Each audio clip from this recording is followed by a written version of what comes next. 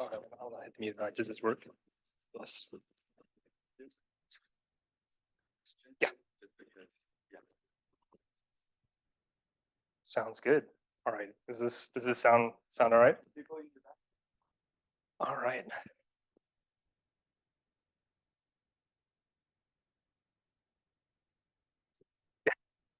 So hi everyone, welcome to Machine Learning and Friends Lunch. Today we're super happy to have Professor Tom Hartvigsen as our speaker. Tom Hartvigsen is an assistant professor of data science at the University of Virginia. He works to make machine learning trustworthy, robust, and socially responsible enough for deployment in high-stakes, dynamic settings, especially those found in healthcare.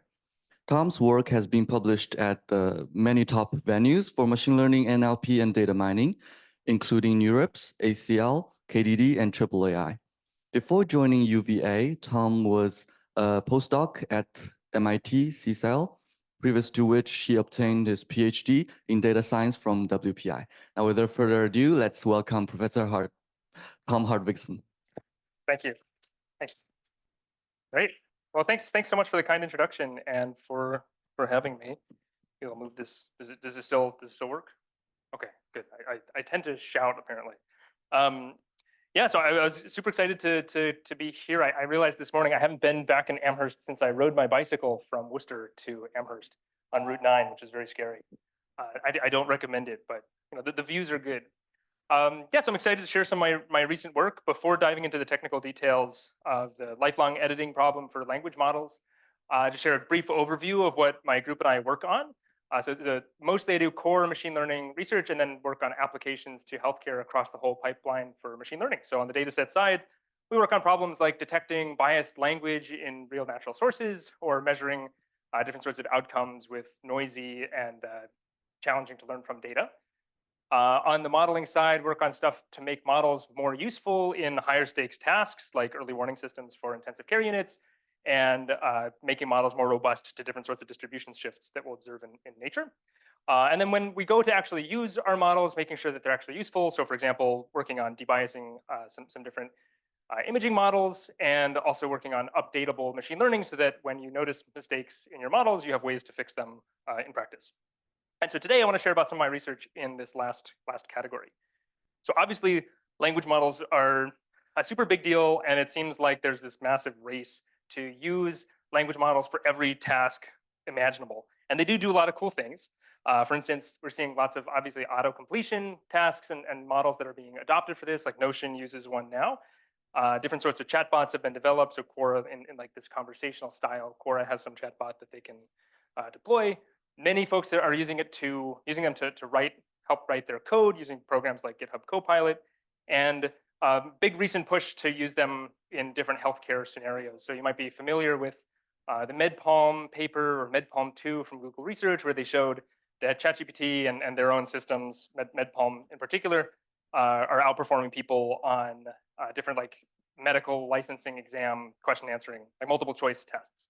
Which is pretty exciting and exciting enough apparently that Epic, the electronic health record system, bought like unfettered access to GPT-4, and they bought it in like May last year, and they haven't really shared what they're doing. So either it's used a lot or it's not working. We have no idea, but they're already being used in a ton of different scenarios. So regardless of how we feel about how useful they are, it's an interesting system to study. And interestingly, so like even though they do a lot of really cool things, they also underperform in many scenarios. And particularly interestingly, they underperform quickly over time. So a canonical example of this would be factuality decay. Like if you train your model up to some date on like natural language, when the world changes after that date, it has no idea about the state of the world. Similarly, the language that we use and the ways we want to use our models changes over time. So one example would be semantic drift. Like I thought this headline is pretty funny that like Gen Z came to slay, but their bosses don't know what that means. And so as the words that we're using change, the models will not be able to adapt unless you keep training them. Third, regulation is definitely in the pipeline for all sorts of different like AI systems. And so when you train a big expensive model and then the regulations changed, you have to throw away the model. And ideally you shouldn't have to because it's expensive to train them. And then fourth, they're very well known for perpetuating social biases, particularly based on the data sets that they're trained on. The early versions were trained like on tons of like Reddit data, and then they talk as if they learned to speak on Reddit. It's a big problem. Nowadays, there's a ton of safeguarding, but it's not actually obvious how to fix it internally in the model. So if you're interested, we've got some work on this a couple years ago. And all of these problems, like they're not inherent to language models, and they're not surprising from a machine learning perspective, because we observe this all the time. Like if we can solve them largely through retraining, right? But in practice, when we're using language models, they're just simply too expensive to train in the first place, and then they're definitely too expensive to retrain, and definitely too expensive to retrain frequently. So for example, the Llama model, Llama 1, which was replaced like 4 months later with Llama 2, Llama 1 trained for 3 weeks on over 2,000 A100 GPUs. It cost over $2.4 million to train, and itself emitted over 1,000 tons of CO2. And this is like an old bad model. Like 5 months later, it was an old bad model. Similarly, like Llama is a crazy big example, but even the small models are still actually quite expensive to train and retrain. It was estimated the original training of GPT-2, so 1.5 billion parameter model, which was like really awesome back in 2018, originally cost about $43,000 to do the training. Now it's obviously cheaper, but it still takes like, or at least like a year ago. So maybe it's even cheaper now. But a year ago, it took 6 days of training on GPT-2, 8 A100 GPUs, and over $2,000, which is like obviously a lot less than training Llama 2. But if you're an academic research lab and you want to do research on training these models, it's actually really expensive to study this stuff. And if you're trying to use them for practical scenarios where you need to actually train, it does get expensive really fast.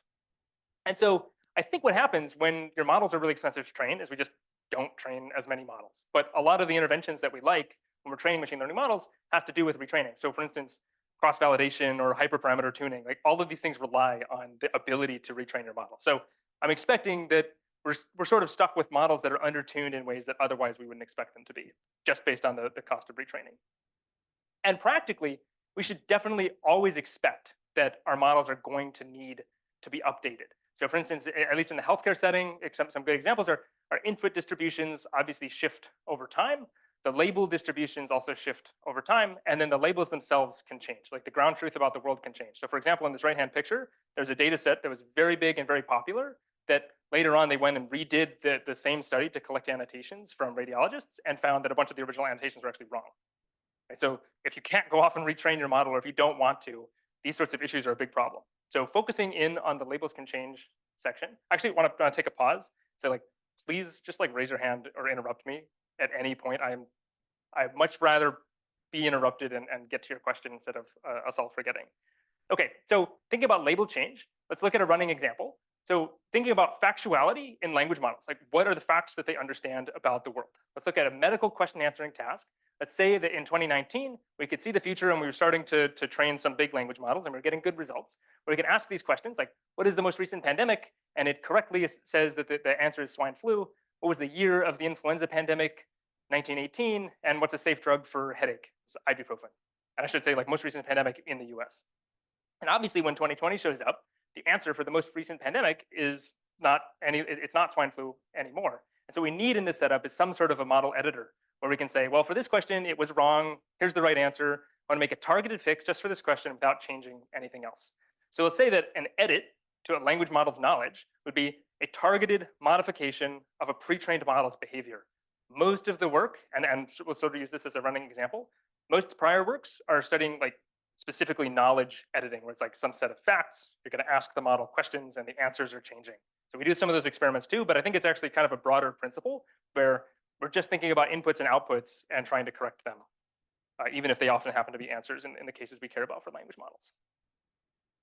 Okay, so generally, how would we approach this problem? There are a few existing solutions that we'll walk through very briefly. The first is this like locate then edit strategy, where it's basically some sort of parameter efficient fine tuning. So you have some sort of input, like a question and an answer, and then you find some subset of the parameters of your model and you just change those. And you basically fine tune it to do that. And you do some sort of regularization to not break other things. And the pros of this is like, this is basically fine tuning and you can use the same architecture, like same fine tuning stuff that you want to use. So it's very easy. It doesn't modify the architecture of your model at all. But the problem is you're directly changing the weights. So when you actually make an edit, you would now have a totally new version of the model. Like, even though it's the same architecture, you've changed the weights. And when you keep changing the weights progressively, you like slowly break your model on unrelated tasks. And there's been a bunch of cool recent papers showing that like this really does end up breaking your model. The second category would be something like prompt editing, where you take, you'd like edit the knowledge in ChatGPT, for instance, like a black box model where you have no knowledge of the internals, and you change the prompts to include new facts that you wanted to know about the world. So if you have 10 new facts to change, to every prompt, you just append those 10 facts. So for instance, in this paper, their proposed method was you have a new fact you want to change, and you add imagine that in front of the fact, and show that it does make these edits. And it's nice because you can do this with black box models. It's only prompting based. They can sort of get some new types of edits, which there's some caveats we can discuss later. But like it seems to be able to do some sort of like multi-hop reasoning. But I think there's a lot of issues with their evaluations. The downsides are obviously like if you have multiple facts you want to edit, you have to just keep appending to the same prompt longer and longer and longer. And there's not good studies showing like what happens when you take all those things and you start mixing them, like shuffling them around or adding and removing them. It's just becomes a huge search space where it's really hard to, I think it'll be really hard to get any sort of like good, consistently working method. And then another problem is like, you still have the same original model. So let's say that some like knowledge we want to change is like stereotyping behavior. Is it really successfully changing the model enough to just add like, hey, don't forget to not stereotype this group in your prompt? Like maybe in terms of behavior, but you still have this model that was trained on like biased data or something. Another approach is hypernetworks, where you actually train a model that predicts new weights of your model. And obviously, when these models get really big with large numbers of parameters, it gets harder and harder to actually predict good new weights for them. But it's nice because you keep the original model fixed. The new hypernetwork model can run really fast, so you can edit really quickly. But you have to train a hypernetwork to predict new weights of a model. So you have to have a bunch of training data, which is not realistic in many scenarios, I think. And then another problem is that then your hypernetwork, as it modifies the original model, it sort of like pushes the weight distribution of that model out of its own input distribution. Like it's trained to update this model, and it changes it, and now you have a new model that it doesn't know how to update. So very quickly, it breaks if you want to do multiple edits.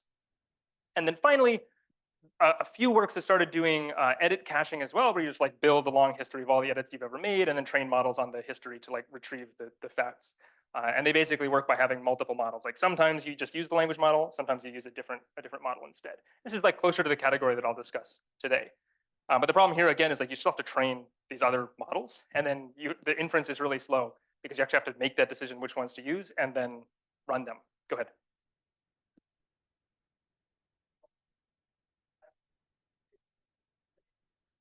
Yeah, I will. Yes, maybe they are the same. Maybe they could be described the same way. I don't think this is like an agreed upon taxonomy or anything. But I think in this example, the difference is when you're caching all of your edits, what they do in the bottom is they then like train a model that takes in those edits to predict new things. Yeah, so there's like a separate model there. Maybe edit caching is the wrong name for what they're doing, but it's like memory based. Yeah, but still multiple models. So maybe that's, I don't know, it's also related to the hypernetworks or something. So there's a few general limitations across the board with these methods that we tried to address in a recent paper. So first, requiring training edits is a big assumption that this is basically saying like, we know how the world is going to change, or we can come up with data that is like an example of how the world will change in the future because we need to train a model that can make these sorts of changes. In order to get these data, you also require semantically equivalent examples for every input, which can be really hard to get. Like for instance, in the question answering setup, you would take a question you want to edit. Now you got to go off and get like 50 different ways to ask that same question. And if you're in a setup where you can do that, I think you might also be in a setup where you could use GPT-4 to generate those questions and then just do fine tuning on your model and it'll be fine. But they didn't try that yet. And then they also sometimes require access to the model's training data, which is often proprietary. The second key limitation is they really still only edit the model once. There are a few works that work on batched edits. Like if you've come up with 10,000 facts you want to edit all at the same time, it basically treats those 10,000 edits as like a fine-tuning data set for your model, and then it can make them, and it's regularized, so like tries to not change other sorts of stuff. But even then, if you do those 10,000 multiple times to the same model, it still breaks very quickly. So third, they almost exclusively study purely synthetic data, which gets a little bit close. I'm worried about this one because it's a little close to random, like learning models on random labels. So for instance, a classic example would be like, we want to make an edit where the Eiffel Tower is no longer in Paris, it's actually in London. And that's like not true, and none of the training data is going to corroborate that story. So it's like this very weird, totally out of distribution sample that you're asking the model to memorize. So I'm not positive that results in that setup are actually that meaningful with respect to realistic use cases for model editing. And then finally, we'll touch on this at the very end, but some very recent works have shown that the weight editing approaches have large numbers of unintended consequences on other sorts of tasks. Like in this example, you've successfully edited who the current president of the US is in your model, but you've also, the model now doesn't know how to like do any of these other tasks, like speak English, basically, which is obviously a danger of, I mean, it's an overfitting problem where you're just overfitting to the edits. So in a paper at NeurIPS last year, we sort of addressed some of these issues, or like tried to poke at some of these issues with collaborators from Sony AI, Microsoft, and MIT. And the key punchline is basically we come up with a method that you can do thousands of sequential edits to the exact same model over and over and over again while it's deployed. And to do this, we develop a new paradigm for editing models, which also sort of aligns with some other parallel works on like how to modify the behavior of language models. So I think there's a lot of cool, interesting ways that this can be extended. So specifically, the problem that we're working on in this paper is we call it like continual editing or lifelong editing, where we basically want to update one model thousands of times in a row, assuming access only to singular streaming errors. So this means at any given time step, when we want to do an edit, that means it's in the question answering setup. It's like I have a question, I have the model's answer for it, and I have the true answer. And I want to switch it from the wrong answer to the right answer, and that's the only information I get. Okay. So again, no editing, no training set, no extra data, nothing, no rephrasings. And this is already like, this is a pretty restrictive setting. Like obviously in practice, you could get access to other sorts of data, but I actually think it is realistic, and it turns out to be pretty interesting. So for instance, ChatGPT has like a feedback option. So the feedback that we might get over time is going to be very sparse already. And then the feedback that the uses are actually going to be very high velocity. So it makes sense to sort of think about this in a streaming setup. Because again, this is like singular streaming errors. Like you get a new error, fix it, and now keep going. And I should say, before moving on to the solution, the criteria for success is basically, there's 4 criteria for success. So first, when you try to make an edit and like say flip the answer from the old answer to the new one, it should successfully predict the new answer. When you're doing multiple edits sequentially, it should, by changing the answer for one, it should still remember the correct answers for all the previous ones. It should also remember all the behavior that we liked in the training data set, which can be defined with respect to the task. For instance, for QA, we might have a training set of natural questions it was trained on. When we then edit facts in the future, it should still know the original information before. This is like a catastrophic forgetting setup. And then it should also, the performance of your model shouldn't change on unrelated inputs, which is kind of related to the, or actually, sorry, let me rephrase that. The edits that you make for any one question in our example should also generalize to other rephrasings of the same question. These are hard to achieve all at once. So the general solution that we took is like an adapter-based architecture, where we basically say if we have a big pre-trained language model, it's like a big stack of layers. We're going to keep the model's weights completely frozen the whole time. We're never going to touch the model's weights at all.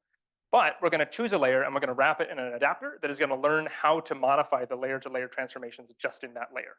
So if you've heard of like LoRa fine tuning, it's kind of similar to this like LoRa adapter-based idea, but they have to train weights.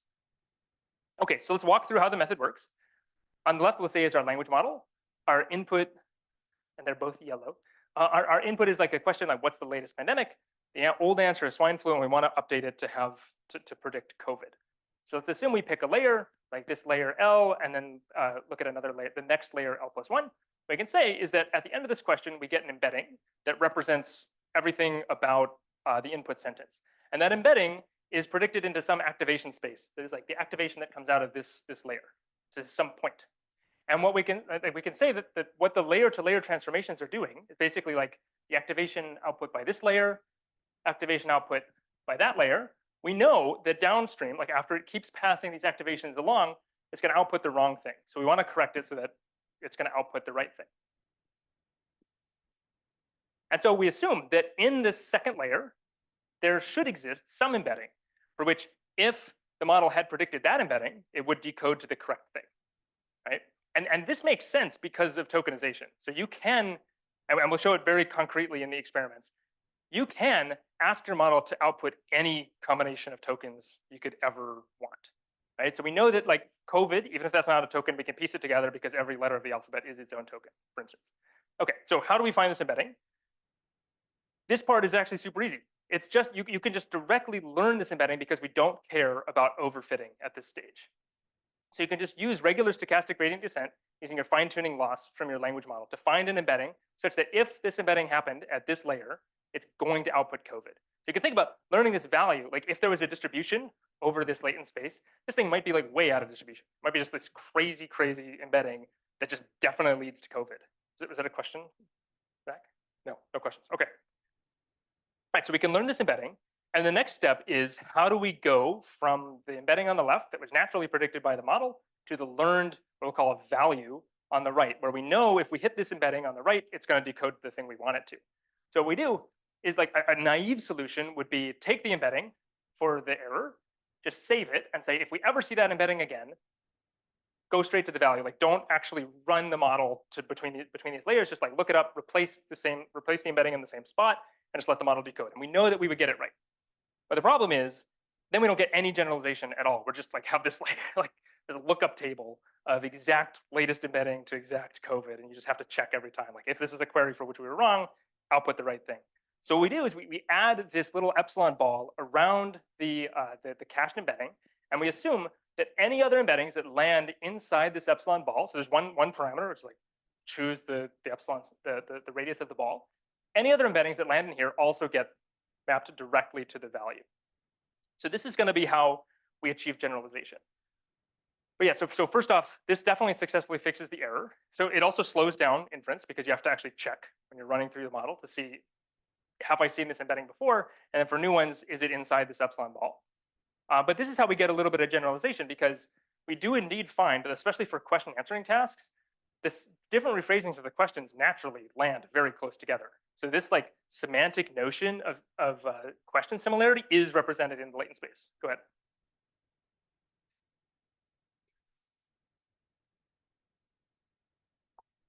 This is a great question. It does depend on the layer. I don't know how you determine it. Like given the very like this is a very restrictive setting, right? Where we're not using any other data. So how could we pick the layer appropriately? What we do for the experiments is we try a bunch of layers and show that early layers and late layers don't work as well as picking a middle layer, and those all seem to be roughly the same. But definitely different edits should be made in different layers.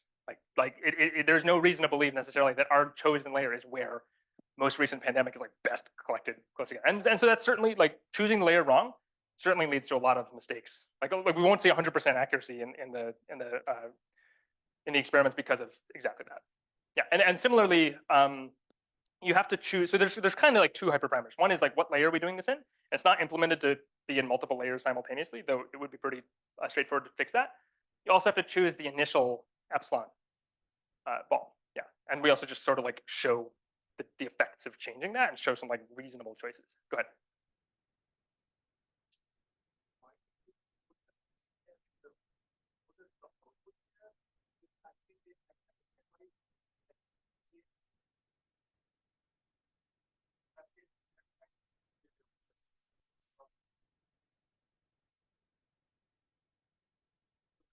Yeah. This is a good question. So the question is why should this work at the middle layer versus the later, especially versus the later layer? But also, I mean, maybe it shouldn't. I don't know. Like it also didn't work that well in the early layers. I think this is largely an open question in my mind. But what we observed was learning the values got harder at later layers.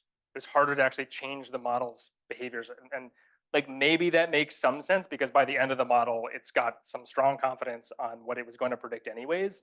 I don't know. Like maybe it's just harder to learn exactly the right value as opposed to early on where you have more impact based on how it's going to decode. But I don't know. In principle, you should be able to learn the right value at any layer. But that was where the problem stemmed from. I think it's just harder to learn those values. Yeah, but I think there's also a lot of open questions too about like what sort of information is encoded at different layers, and maybe that ties into where you should try to do different sorts of edits. But as far as I know, it's just not explored yet. Okay, and a key benefit of this, so this is how we get generalization. We're assuming that the model is good at representing semantic similarity in the latent space, which I think is a pretty good assumption. The final cool part about this stage is we're very confident that we are not modifying any unrelated behaviors with this method when the embeddings don't land inside a key, because you're using the exact same model, like it's completely unmodified, right? So that's like a key benefit of this approach, which we're sort of trading off for inference time, because we're not updating like the whole thing at the same time, which would maintain the inference time. Any other questions on this portion of the method? The next step is how can we do this lots of times in a row?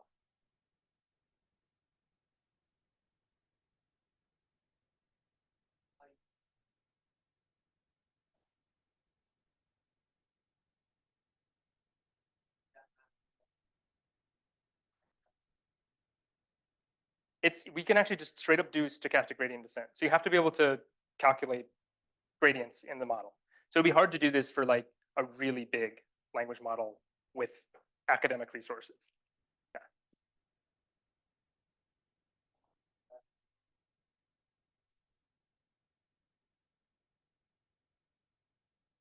Yep.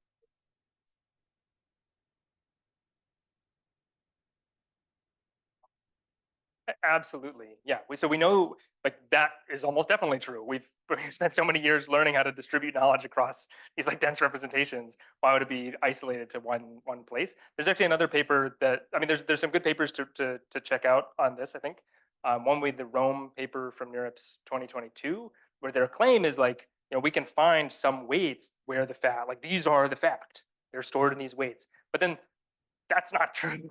And like you can update those weights and output and change the behavior, but then you can very easily also get it to output the old behavior by going through different like avenues through the model, because they actually are well distributed. I think like the way I think about that with respect to this solution is that very well might be true. That like for instance, our question like what's the latest pandemic? Maybe this is like a group of that question, but maybe there are other ways to phrase this that land in some other area. With the gray strategy, we basically we'll probably end up, we actually definitely, we know we end up with having multiple keys represent the same facts. And that's fine. We don't care at all, because it's purely based on the data, the streaming errors that are coming in. So if that actually happens, which again, we know it does, if that happens, we just end up with a really inefficient code book. But we didn't study that in this work. Yeah, like so like to close the loop on that, we're going to end up with a code. So actually, I should actually say, we start like we basically cache these fixes in a code book which has three elements. One is the embedding, like the original embedding. One is the epsilon, there's the radius of the epsilon ball, and then one is the actual new value. So this is the cached and stored, right? And so certainly what happens, actually we'll come back to circle back to this, because it's important to first think about how can we do this thousands of times in a row. So if we do this naively, we do the exact same example again, we create a new key and a new value, a new one arrives, we create another one, a new one arrives, we create another one. And you can just keep doing this over and over and over again.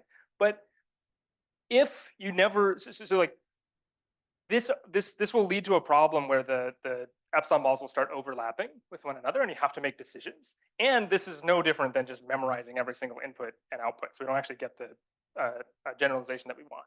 So we have this extra codebook maintenance algorithm where the goal is to avoid simple memorization and instead promote generalization. So the way we approach this is to basically adaptively change these epsilons for each value over time. So like every time you make a new edit, you might also shrink the epsilon ball for another neighbor, or you might expand it.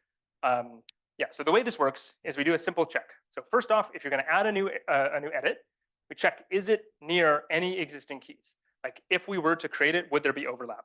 If there's not any overlap, just create it. Just like keep going down here.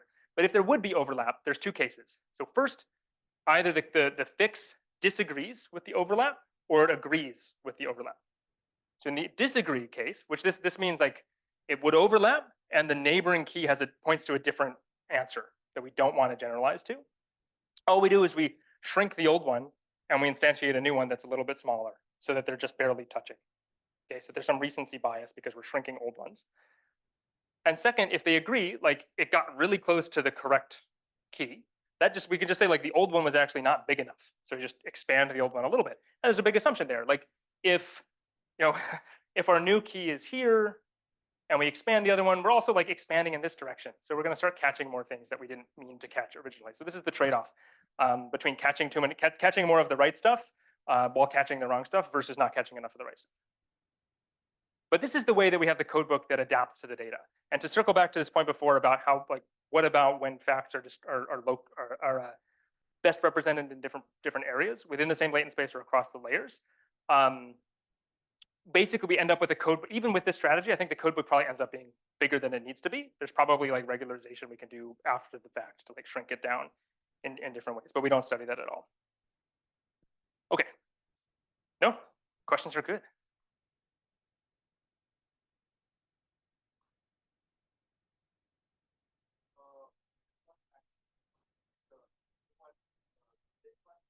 As opposed to just initializing a new smaller one?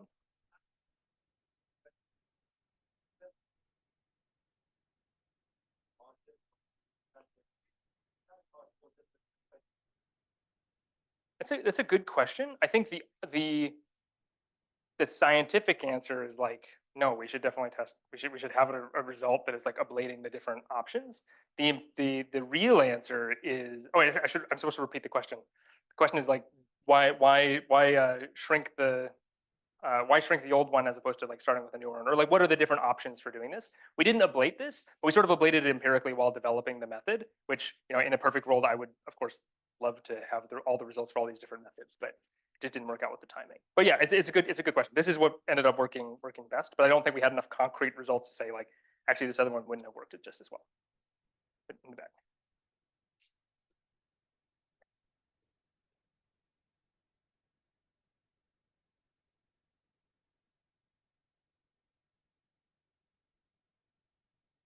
The only thing that changes is the epsilon.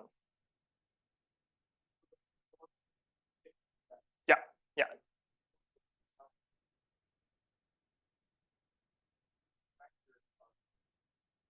Yeah, the vectors are latent. Yeah, yeah, yeah, and it caches so we're like memorizing the original embedding, and then we learn a new value and memorize it, and then we don't touch them at all. We did some other experiments for like letting the keys, like one version that didn't work, which it took a while to realize what was going on. It's like if you instead of, so you say you have a new key a new edit that shows up near the old one. Well, another solution would be take the old one, move the center to between it, and have it be bigger. So you like start shifting them around. But it gets a little bit, the implementation gets like a little bit fussier once you start letting the keys, I guess the edits like move around in the embedding space, because like their location determines what they are catching. So I think there's certainly smarter ways to do this if you assume access to previous errors instead of just doing it pure streaming, and if you assume access to like unrelated training, unrelated data, something. Yeah. There's another question.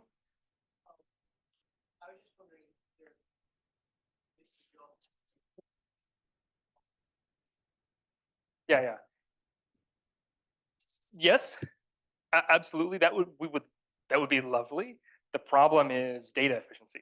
We have one error, and so it's going to be hard to not make good bias decisions. Oh, I see. No.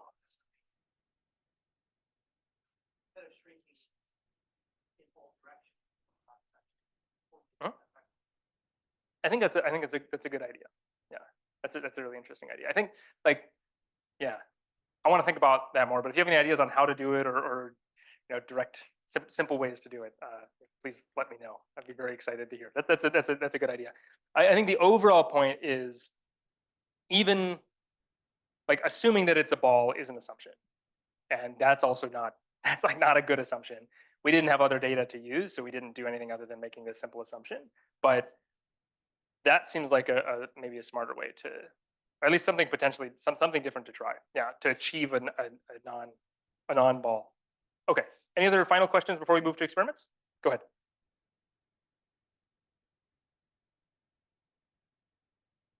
Oh, yes. So we're assuming during the to perform these edits, we have to have labels for the edits. So it's like you're using ChatGPT and you say, I passed in this prompt and it gave me this thing. I did not like it. Here is verbatim what I want it to have said.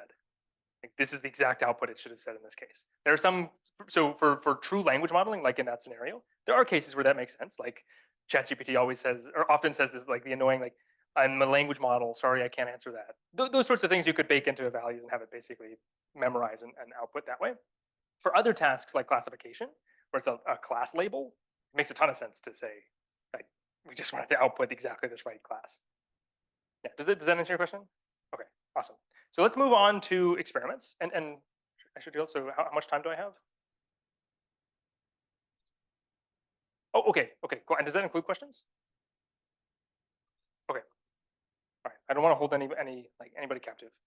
Okay, so moving on to experiments. So in this work, we focus on like fixing real mistakes, which I still feel weird that this is actually a contribution compared to other methods at the time because they're still doing these synthetic things. So our setup is pretty straightforward. Like given some pre-trained model, and we do given some pre-trained model, we get a set of potential edits. That's like from some data set. It's just like some test time data set basically, and it's the same task as the pre-training data. And we also assume access to the model's original training data. So we actually use the validation set from the model's original training data. But it's the same task. So if you have a QA model, have like a QA training data set, and then a totally new, totally separate testing set full of questions and answers. For each of the testing samples, we run the edit through the model. And because we know the label, we can check if it's right. If it's already right on the testing sample, we don't do anything. It doesn't need an edit. But if it's wrong on the testing sample, we make an edit using Grace and using other compared methods. And we measure three things. So first we measure, did it successfully change the model's predictions? Second, we measure after editing, how successful is your model on the original testing set from its training data? Like how is that performance changing? And then we also run all of the previous edits we've made on the system through the model to calculate some accuracy over all the edits it's already made. So we try to like not forget old edits, not forget original testing behavior, and still fix the model. And so previous works basically would do this once. They like make one edit and see how it did, and then refresh everything and make the next edit on a fresh model over and over and over again until you calculate this like average across all of your edits. But we're doing this sequentially. Okay, so the data sets that we use, we can go quickly over the data sets, but we basically did a context-free question answering task that is like just given a question, give me an answer. No documents to use for extra inference or anything. Second, we looked at we included a brand new data set that's document classification. So this one's kind of interesting because it is from real Supreme Court documents from the US. It's a 14 class topic classification task. The model was trained on data from 1982 to 1991, and data were not, like, this is the earliest data in the data set. And then we tried to do edits on 1992 to 2009. There's basically like real temporal shifts in, and we know for these data, the label distributions change quite a lot, and some of the topics get reassigned. And then finally, we included a new hallucination editing task for like real language modeling, for which we use the GPT-2 model. This one's also kind of interesting because there was another data set where the authors annotated real hallucinations. So we look at the sentences in Wikipedia biographies that were generated by the model. They said this one is wrong, and we go look up the corresponding right one and try to replace those like hallucinatory sentences with the real corrected sentences. Okay, so the busiest slide of the day. Basically, we find that Grace does indeed successfully outperform the alternative methods on our three data sets and on our tasks. So we can sort of see that in this bar here, where the main metric is basically the average between like training retention, like how good is your new edited model on the test set from your training data, and edit retention. Like we know that it's going to successfully make the edits because that's pretty easy to do. How well does it remember all the old edits as well? So we sort of see for this metric across the board, we successfully outperform the alternatives. But on top of outperforming the alternatives, we also do so with surprisingly small code books, or what we feel is like pretty good, decently small code books. So we're actually achieving some sort of generalization. So for the ZSRE data set, this one, we have rephrasings for every question. So we don't use them during the editing. We actually hold out. So we have like a set of questions with 10 10 rephrasings of each question. We then chop them in half, and 5 of them are for evaluation, 5 of them for actually editing. What we do is like we do the actual, or it's actually 10 edits. Yeah, it's 10 and 10. So then we actually do the editing on the training sets, and then we can actually evaluate how well it performs on these rephrased versions. And so what we see is that like a perfect generalizing model would get 10 edits per key, and ours is getting 7. So it's like there is some sense to this assumption about semantic similarity versus latent similarity according to the model. Now, for document classification, the story starts to change a little bit. We get a much less efficient. Like it's still interesting to get some generalization here, but these are like longer documents. Like these are like questions like who is the president of the U.S. These are Supreme Court documents, which are much longer, and then they're members of 14 classes. So we still interestingly get some generalization. And for language modeling, we get no generalization at all, which is exactly what we expected, or almost none. I don't know what happened here. Maybe that's why we didn't get perfect accuracy or something. But every single label is unique. So it's not like there's some smaller set of like 14 possible options for the values. Every edit has its own label, so we don't actually expect it to. But it's very interesting that in one of these memorized, like these learned and cached values, you can just swap in one embedding and convince it to output surprisingly long sentences. They're like 15 to 20 token long biography sentences that can all get baked into one embedding that then convinces the model to say the same thing. I think it's pretty cool. Okay, we also looked at how changing epsilon affects things. We basically find some of the expected behavior. When the epsilon balls are really small, they're basically memorizing every single edit. So you get a really good editor, but you have a giant code book, which we're trying to have some sort of trade-off there. Although having a big code book is not necessarily a big deal in some cases. And then when we increase the size of the epsilon ball, we can basically see like here on the right is the rate at which the number of keys is growing throughout editing. So as it like straightens out, you're getting less and less generalization. And so here we can see more and more generalization. But there's a trade-off with the generalization and the accuracy on previous edits and training behavior. Okay, so very quickly, a couple interesting but very unexplored benefits of using this approach is like I think this will lead to some slightly more interpretable editing methods, because we're not just editing the weights and then you're stuck with some new model that you've edited. You have a code book that lets you know, like you know when the model is like when the model's behavior is being edited, so you can see like what are the types of cases that are catching that, and then also throughout the editing process, you can see how these sorts of edits change. And I feel a little guilty here because it says interpretable edits, but nothing about the figures are interpretable. But basically, we can see that for different keys over time, the number of, I guess this is like just one experiment, but the number of rephrased versions of that question that are getting caught by that key are changing over time. So you can sort of see that different keys will have different behaviors. Like some of them sort of like grow on average, some of them stay very small. And so this is like a totally new type of interpretability for model edits that like this is the extent of the experiment. So if anyone's interested in this, I think this is a cool direction to say, well, what if we made a bunch of edits, we've cached them, we know that these are a bunch of like learned layer to layer transformations. What does that tell you about the resultant model in itself? And then finally, inference time. It takes time to run the model. Like if every single time you run a query on your language model, you have to also check if your embedding is inside a cached epsilon ball, that is not super fast. So we do notice there's like it slows down by about a third. But in some cases, like I don't know, I don't think fast inference is not, or like this fast inference is not always crucial, especially as the importance of making these sorts of edits to your model increases. And interestingly, it also doesn't grow with codebook size until you get to giant codebooks, because you can vectorize the similarity search. Like it can be super fast at these small scales. But yeah, if you go up to like a billion edits or something, that is going to get really painful to do. So this is just because it's not growing with codebook size because we're running out pretty small samples.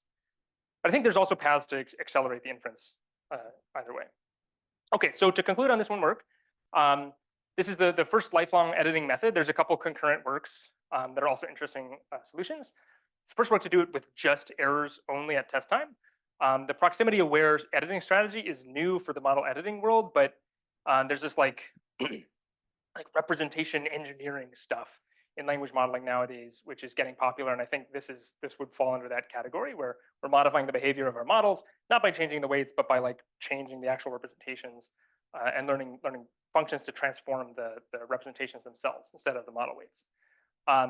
Another benefit is it's really easy to track and change your edits. Like only, as we mentioned before, only like the memory-based models actually let you do any sort of tracking on how your model has been edited. And I think that's actually really important. Like if somebody has changed the knowledge in your model, but you can't, you're just stuck with only the weights to inspect, you have no idea what happened, and you can't undo it. So that's like a key benefit too. Like I think you can just take your code book and just drop elements to remove edits if you actually didn't want to make them, or you can go back and revise them. But we haven't explored that at all. And then I again think that this is like an interesting path towards having fewer unintended side effects of editing your model. Because again, like, no matter how regularized your training is, when you change the weights in one layer, it is going to change behaviors in subsequent layers. And papers are now finding time and time again, when you do that, it's actually like a very bad task. So very, very bad unintended side effects. So I think like even by countering that with more and more regularization, we still sort of have this, that's still a potential like challenge of that general family of solutions. Okay, so starting to wrap up, I wanted to give a sneak preview for a couple more recent projects, both sort of pushing towards broader evaluations for editing. So first, in some recent work with a collaborator, Derek from Arizona State University, we're asking about different types of edits to language models and asking how general do our existing models within our new taxonomy. So the key idea is basically like categorical knowledge editing, where we come up with a taxonomy, we define the taxonomy, and we create a data set that lives within this taxonomy with like thousands and thousands of edits we could use to evaluate editors. We have like categories. It'd be like an animal. Like within animals, there's lots of different types of animals. Different types of animals have different properties that are associated with that type. So for instance, dogs make the sound bark, and dogs have 4 legs. Like these are things that are associated with dogs. Snakes have other properties that are associated with them.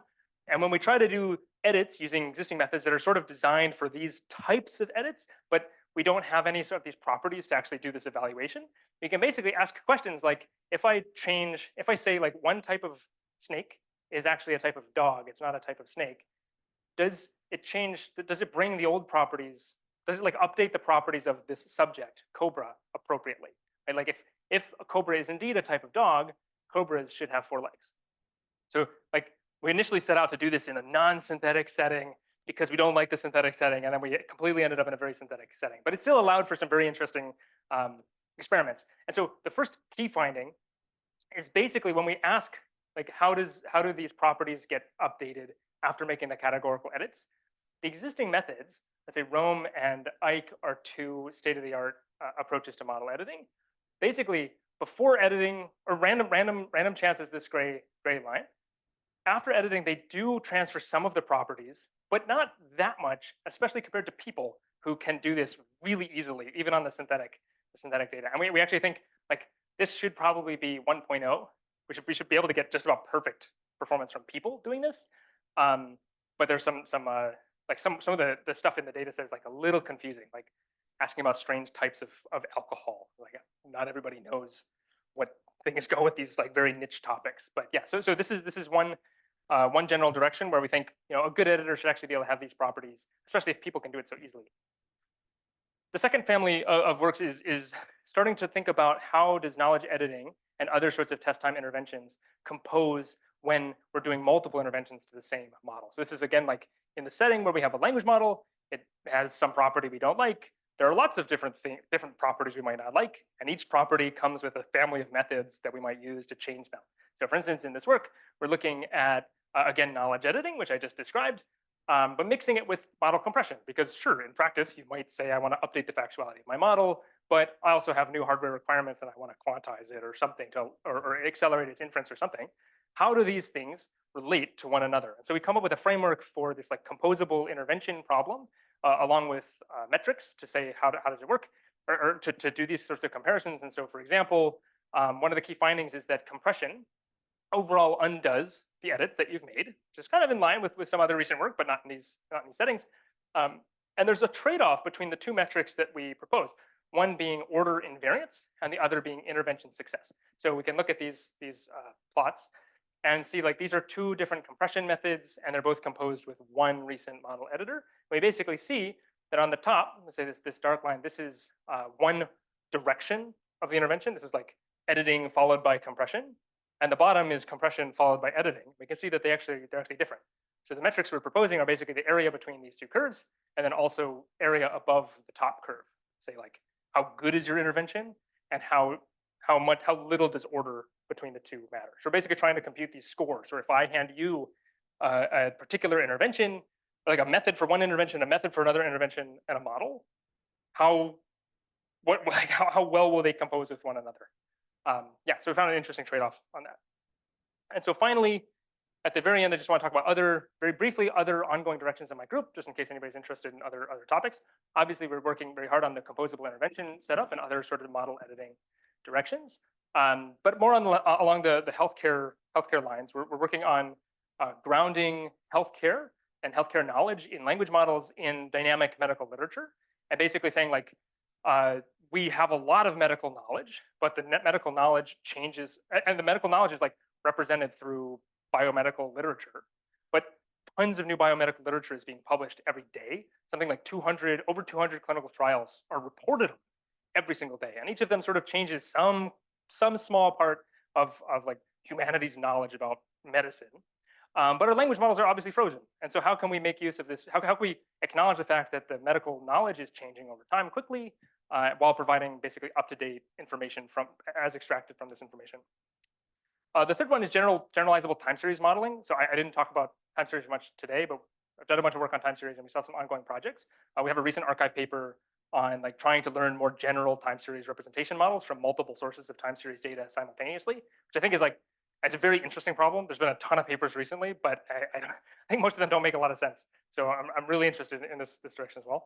And then finally, combining these interests, we're working on multimodal time series language modeling, where the key idea is language models reason about the world using language, obviously, but many things about the world are recorded in time series data when we care about how these things actually change over time. So it's not that natural to take time series data and say like, well, we want our language model to know about these time series. Here's a bunch of numbers, read it and understand it. And there's been a bunch of works that are trying to do that, and it doesn't seem to be working very well. But we're sort of doing bigger evaluations on that. My dream in this direction would be like, I want a model where, like, this is a real example. We have like COVID cases in Boston over time. I want to be able to take this time series and ask my language model, like, how did Boston COVID cases change after reopening all these businesses? And in order to answer this question, it has to use outside knowledge that it collects and has been trained on, to know that like Boston followed the Massachusetts statewide plan, and Massachusetts opened everything on May 29th. And so using that information, it can write answers about that. But it has to know this information in order, and like integrate it with the time series in order to answer these sorts of questions. So we have an upcoming archive paper on that. Okay, so with that, I will conclude. And if anybody's happens to be going to iClear this year, we have a workshop on learning from time series for health. I see questions. Go ahead.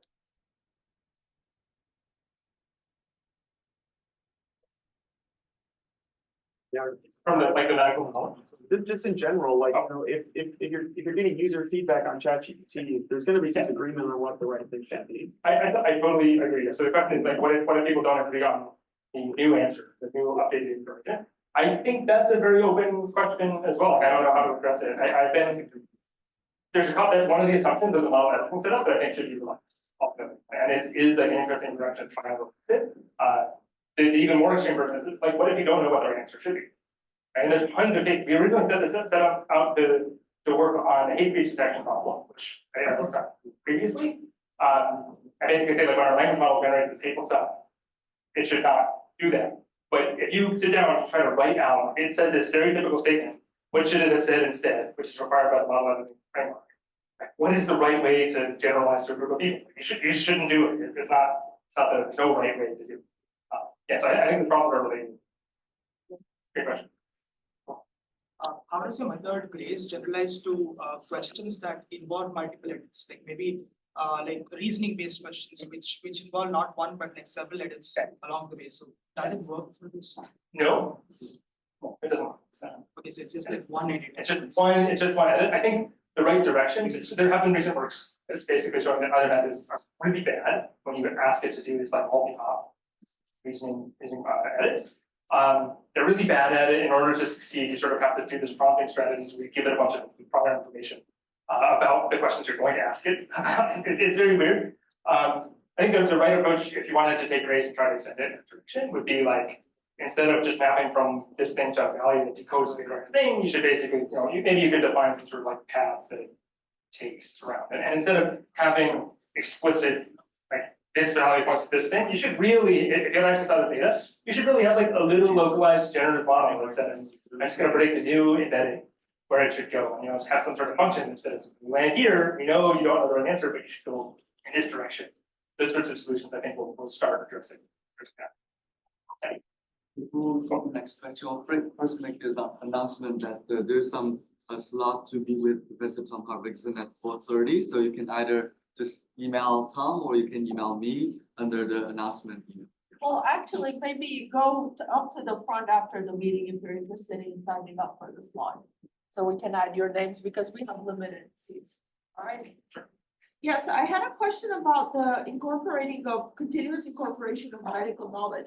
So sometimes medical knowledge is very subtle, and that sometimes you can have like, like that drug causes that reaction, but it only happens for like patients in that category. And how is it, is there some mechanism that's in place to kind of fine tune that conditioning in some way? I think that the general solution to, in that case, I think the general approach would be to somehow have like a knowledge graph with our medical knowledge embedded into it. And then when we change, and have a way to basically take the knowledge graph and fine tune your model to be consistent with the knowledge graph. And then when it changes, you still have to retrain or something, make some sort of edit or something to say it should actually not be doing that. And from the knowledge graph perspective, I think it could represent those sorts of conditional. That's a great question. In a pure grade setup, no. At least I can't. Sorry, so you actually mentioned the inference cost that is going to be like given to Grace is like 1/3 of the total cost, right? Yeah. But there is one point, like after like thousands of edits, there is one point when the inference cost is going to be like skyrocketing. Like I'm assuming it's going to be like exponential and things like that. So like, what is that exact point? Like, do we have like a idea of that? Because that would actually give us like the upper limit of the total number of edits that we can do using Grace, right? Yeah, that's a good point. I don't have an estimate. I guess it would be at whatever point you can't just back process. Okay. Probably hardware specific, but I don't know. It's like properly hardware specific then. It's what? It's properly hardware specific then. It's like Yeah, I think so. Okay. Yeah, it's just how much. Yeah, it's a good question. We didn't. I really don't have it. Cool. Thanks for. I guess we're at time. So thanks everybody. Great.